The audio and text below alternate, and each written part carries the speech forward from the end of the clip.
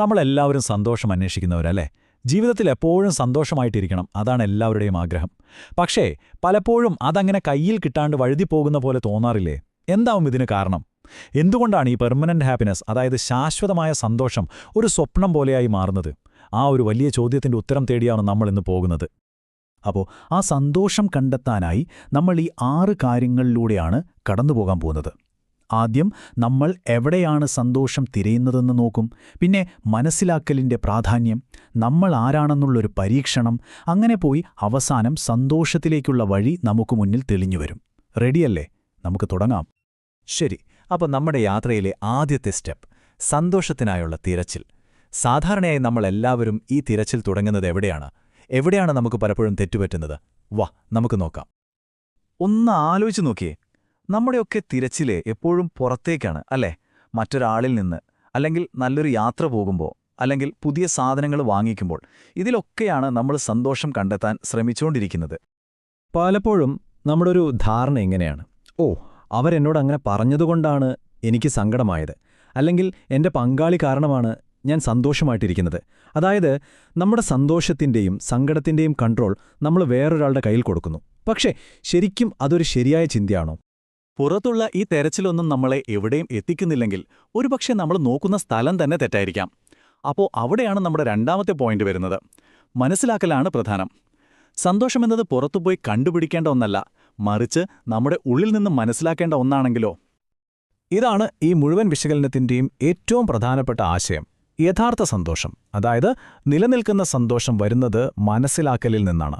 അത് നമുക്ക് നേടിയെടുക്കാൻ പറ്റുന്ന ഒന്നാണ്, അല്ലാതെ ലോട്ടറി അടിക്കുന്ന പോലെ ഒരു ഭാഗ്യമല്ല. ഓക്കേ, സന്തോഷമെന്ന് പറയുന്നത് മനസ്സിലാക്കലാണെങ്കിൽ അടുത്ത ചോദ്യം ഇതാണ്. വളരെ പ്രധാനപ്പെട്ടൊരു ചോദ്യം. എന്താണ് നമ്മൾ മനസ്സിലാക്കേണ്ടത്? ആ മനസ്സിലാക്കലിന്റെ വിഷയം എന്താണ്? ആ ചോദ്യത്തിന്റെ ഉത്തരത്തിലേക്കാണ് നമ്മളിനി പോകുന്നത്. ആ ഉത്തരത്തിലേക്ക് എത്താൻ നമുക്ക് ഒരുമിച്ച് ഒരു ചെറിയ പരീക്ഷണം ചെയ്തു നോക്കാം. ഇതിന് ലാബിൻ്റെയോ ടെസ്റ്റ് ട്യൂബിൻ്റെയോ ഒന്നും ആവശ്യമില്ല. നമ്മുടെ ഉള്ളിലേക്കൊന്ന് നോക്കിയാൽ മതി. ഞാൻ പറയുമ്പോൾ ഒരു നിമിഷത്തേക്ക് നിങ്ങളുടെ ശ്രദ്ധ മുഴുവൻ ഉള്ളിലേക്ക് കൊണ്ടുവരാൻ തയ്യാറാവുക. ശരി, ഒരു നിമിഷം കണ്ണടച്ച് ശാന്തമായിരിക്കുക. നിങ്ങളുടെ ഉള്ളിലേക്കൊന്ന് ശ്രദ്ധിച്ചു നോക്കൂ. എന്തൊക്കെയാണ് അവിടെ നടക്കുന്നത്? ഒരുപാട് ചിന്തകൾ വരുന്നുണ്ടാവും. ചിലപ്പോൾ ആശങ്കകൾ, പുതിയ ആശയങ്ങൾ, നിങ്ങളുടെ ശ്വാസം, ഹൃദയമിടിപ്പ് എല്ലാം ഒന്ന് ശ്രദ്ധിച്ചു നോക്കൂ. ഇപ്പോൾ നിങ്ങൾ ഉള്ളിലേക്ക് നോക്കിയപ്പോൾ ഒരു കാര്യം വ്യക്തമായിട്ടുണ്ടാകും. നമ്മുടെ ഉള്ളിൽ 2 തരം കാര്യങ്ങൾ നടക്കുന്നുണ്ട്. ചിന്തകൾ പോലെ നമ്മൾ അറിയുന്ന, നമ്മുടെ നിയന്ത്രണത്തിലുള്ള ചില കാര്യങ്ങൾ. പിന്നെ ഹൃദയമിടിപ്പ്, ദഹനം പോലെ നമ്മൾ അറിയാതെ ഓട്ടോമാറ്റിക്കായി നടക്കുന്ന മറ്റു ചില കാര്യങ്ങൾ. ആ ഒരു നിരീക്ഷണത്തിൽ നിന്നാണ് നമ്മളൊരു വലിയ കണ്ടെത്തലിലേക്ക് വരുന്നത്. നമ്മുടെ ഉള്ളിൽ 2 വ്യത്യസ്ത യാഥാർത്ഥ്യങ്ങൾ ഒരുമിച്ച് ജീവിക്കുന്നുണ്ട്. ഒന്ന് ചിന്തിക്കുന്ന, തീരുമാനിക്കുന്ന ഒന്ന്, മറ്റൊന്ന് യാന്ത്രികമായി പ്രവർത്തിക്കുന്ന മറ്റൊന്ന്. ഇതിനെയാണ് നമ്മൾ സ്വത്വം, ശരീരമെന്ന് വേർതിരിക്കുന്നത്. ഇതാണ് നമ്മൾ ശരിക്കും മനസ്സിലാക്കേണ്ട ഏറ്റവും അടിസ്ഥാനപരമായ കാര്യം. ഒരു മനുഷ്യനെന്നു പറയുന്നത് വെറും ഒരു ശരീരം മാത്രമല്ല, അത് ബോധമുള്ള ഒരു സ്വത്വവും ആ സ്വത്വത്തിന് ജീവിക്കാനുള്ള ഒരു ഉപകരണമായ ശരീരവും ചേർന്ന ഒന്നാണ്. ഇവ രണ്ടും തമ്മിൽ വലിയ വ്യത്യാസങ്ങളുണ്ട്. നോക്കൂ, നമ്മുടെ ശരീരം ജനിക്കുന്നു, വളരുന്നു, ഒടുവിൽ മരിക്കുന്നു. പ്രായമാവുമ്പോൾ അതിൻ്റെ ശക്തി കുറയും. പക്ഷേ നിങ്ങളുടെ ചിന്തിക്കാനും ആഗ്രഹിക്കാനുമുള്ള കഴിവ്, അതായത് നിങ്ങളുടെ ആ സ്വത്വം, നിങ്ങൾ കുട്ടിയായിരിക്കുമ്പോഴും വയസ്സായിരിക്കുമ്പോഴും അടിസ്ഥാനപരമായി ഒന്നുതന്നെയാണ്. അതിന് മാറ്റമില്ല. മറ്റൊരു വ്യത്യാസം നോക്കാം. ശരീരത്തെ നമുക്ക് കാണാം, തൊടാം, തൂക്കി നോക്കാം, അല്ലേ? പക്ഷെ നിങ്ങളുടെ സ്വത്വത്തെ അങ്ങനെ പറ്റുമോ? ഇല്ല. അതിനെ അറിവിലൂടെ മനസ്സിലാക്കാനേ കഴിയൂ. ഓർക്കുക, സ്നേഹം, ബഹുമാനം, വിശ്വാസം ഇതൊക്കെ അനുഭവിക്കുന്നത് നിങ്ങളുടെ ശരീരമാണോ?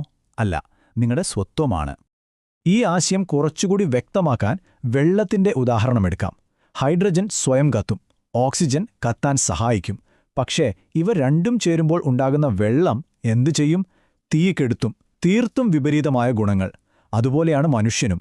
ഭൗതികമായ ശരീരവും അഭൗതികമായ സ്വത്വവും ചേർന്ന ഒരു അത്ഭുതമാണ് നമ്മൾ. അപ്പോൾ ഈ സ്വത്വവും ശരീരവും ഒരുമിച്ചുണ്ടെങ്കിൽ ആരാണ് കാര്യങ്ങൾ തീരുമാനിക്കുന്നത്? ആരാണ് ഡ്രൈവിംഗ് സീറ്റിൽ? യഥാർത്ഥ കൺട്രോള് ആരുടെ കയ്യിലാണ്? അതാണ് നമ്മുടെ അടുത്ത ചോദ്യം. അപ്പോൾ ഇതാണ് ഏറ്റവും പ്രധാനപ്പെട്ട കാര്യം. തീരുമാനങ്ങൾ എടുക്കുന്നത് സ്വത്വമാണ്. ശരീരം ആ തീരുമാനങ്ങൾ നടപ്പിലാക്കാനുള്ള ഒരു ഉപകരണം, ഒരു ടൂൾ മാത്രമാണ്. എല്ലാ അനുഭവങ്ങളും ഉണ്ടാകുന്നത് സ്വത്വത്തിനാണ്. ശരീരം അതിനുവേണ്ട സിഗ്നലുകൾ നൽകുക മാത്രമേ ചെയ്യുന്നുള്ളൂ. ഇത് ശരിക്കും മനസ്സിലാക്കാൻ ഒരു സിമ്പിൾ എക്സാമ്പിൾ നോക്കാം. ഓക്കെ, ഒന്ന് ആലോചിച്ച് നോക്കൂ. നിങ്ങൾ ഭയങ്കര ത്രില്ലിംഗ് ആയൊരു സിനിമയുടെ ക്ലൈമാക്സ് കാണുകയാണ്. അപ്പോൾ പെട്ടെന്ന് ശരീരം ഒരു സിഗ്നൽ തരുന്നു, ഹേയ്, ബാത്റൂമിൽ പോകണം ഇപ്പോൾ തന്നെ. പക്ഷെ ആരാണ് തീരുമാനമെടുക്കുന്നത്? നിങ്ങളല്ലേ. നിങ്ങളുടെ ഉള്ളിലിരുന്ന ആ സ്വത്വം പറയും, വേണ്ട, ഒരു മിനിറ്റ്, ഈ ട്വിസ്റ്റ് എന്താണെന്ന് കണ്ടിട്ടേ ഞാൻ എണീക്കുന്നുള്ളൂ. കണ്ടോ, ശരീരം ആ നിർദ്ദേശം അതേപോലെ അനുസരിക്കും. അപ്പോൾ ആരാണ് യഥാർത്ഥ ബോസ്? ആരാണ് കാര്യങ്ങൾ നിയന്ത്രിക്കുന്നത്? ഇപ്പോൾ ക്ലിയറായില്ലേ? ഓക്കെ, അപ്പോൾ ഇത്രയും കാര്യങ്ങൾ നമ്മൾ മനസ്സിലാക്കി. ഇനി ഇതിനെയെല്ലാം നമ്മുടെ ആദ്യത്തെ ചോദ്യവുമായി എങ്ങനെ ബന്ധിപ്പിക്കാമെന്ന് നോക്കാം. അതായത് സന്തോഷത്തിലേക്കുള്ള വഴി. അപ്പോൾ നമ്മൾ ഇതുവരെ സംസാരിച്ച കാര്യങ്ങളൊന്ന് ചുരുക്കി പറഞ്ഞാൽ, നിങ്ങളുടെ സന്തോഷം നിങ്ങളുടെ മാത്രം ഉത്തരവാദിത്വമാണ്. അത് മറ്റൊരാളിൽ നിന്നോ പുറത്തുനിന്നും കിട്ടുന്ന ഒന്നല്ല. സന്തോഷമായിരിക്കണോ വേണ്ടയോ എന്ന് തീരുമാനിക്കുന്നത് നിങ്ങളുടെ സ്വത്വമാണ്. ശരീരം ആ തീരുമാനം നടപ്പിലാക്കാനുള്ളൊരു ഉപകരണം മാത്രം. അതെ, യഥാർത്ഥ സന്തോഷം ഒരു ആന്തരികാവസ്ഥയാണ്. അങ്ങനെ നമ്മൾ സന്തോഷത്തിന്റെ ഒരു പുതിയ നിർവചനത്തിലേക്ക് എത്തിയിരിക്കുകയാണ്. യഥാർത്ഥ സന്തോഷമെന്ന് പറയുന്നത് ഞാൻ ഒരു സ്വത്തുമാണെന്നും ഈ ശരീരം എന്റെ ഒരു ഉപകരണം മാത്രമാണെന്നുമുള്ള തിരിച്ചറിവാണ്. ആ മനസ്സിലാക്കലാണ് സന്തോഷം. അപ്പോൾ ഈ അറിവ് ഇപ്പോൾ നിങ്ങളുടെ കയ്യിലുണ്ട്. യഥാർത്ഥ കൺട്രോൾ നിങ്ങളെ സ്വത്വത്തിനാണ്. ഇനി എന്ത് ചെയ്യണമെന്ന് തീരുമാനിക്കേണ്ടത് നിങ്ങളാണ്. ഈ തിരിച്ചറിവ് നിങ്ങളുടെ ജീവിതത്തിൽ എന്തു മാറ്റങ്ങൾ കൊണ്ടുവരും? നിങ്ങളുടെ സന്തോഷത്തിനു വേണ്ടി നിങ്ങൾ എന്ത് തീരുമാനമെടുക്കാൻ പോകുന്നു? ഒന്ന് ചിന്തിച്ചു നോക്കൂ.